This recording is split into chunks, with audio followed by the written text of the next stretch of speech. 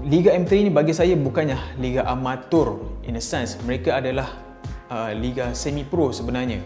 Kos operasi bagi sebuah pasukan Liga M3 bagi semusim memang tinggi. Bayangkan, kos tiket penerbangan, makan, minum, sewa bas, homestay untuk 18 pemain dan 4 pegawai pasukan apabila mereka buat penerbangan ke Sarawak untuk menentang Kuching adalah kira-kira RM60,000. Untuk satu musim, sebuah pasukan Liga M3 sebenarnya memerlukan antara 1 hingga ke 1.5 juta ringgit untuk satu musim untuk cover travelling cost dan gaji mereka.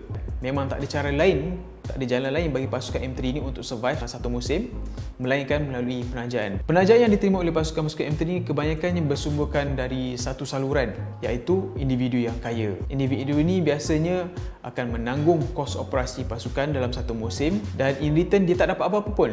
Inilah yang berlaku pada pasukan Protype FC yang pada permulaan musim mereka bergelut dengan prestasi kerana beroperasi dengan bajet yang sangat terhad. Apabila mendapat penajaan daripada individu yang baik hati, Protype FC berjaya menggaji pemain-pemain import. Kualiti latihan mereka